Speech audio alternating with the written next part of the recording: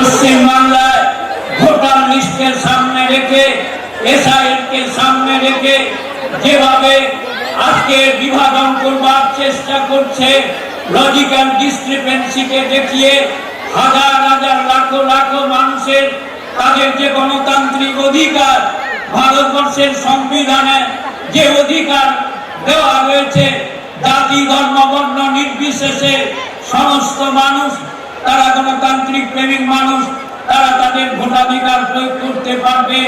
আজকের সেই সংবিধান আজকের পদদলিত হচ্ছে। তাই আজকে বক্তব্যকে দীর্ঘায়িত করব না।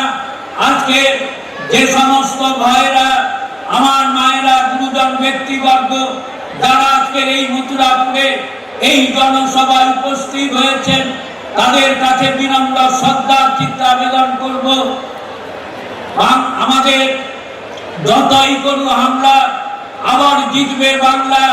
ওরা যতই চেষ্টা করুক যে বাংলার মানুষকে ভাতে মারবার চেষ্টা করছে, ওরা আজকে রাষ্ট্রপতি শাসনের দিকে এগোচ্ছে, যতই চেষ্টা করুক বাংলার মানুষ মমতা ব্যানার্জির পাশে আছে, অভিষেক বন্দ্যোপাধ্যায়ের পাশে আছে। আজকের মাননীয় অভিষেক বাবু যে নির্দেশ দেবেন সেই নির্দেশ পাথেয় করে আমরা এলাকায় ফিরে গিয়ে তারই নির্দেশ মতন আমরা আমাদের লড়াইকে আরো সংগঠিত করব। এই কয়েকটি কথা বলে আমি আমার বক্তব্য এই জায়গায় শেষ করছি।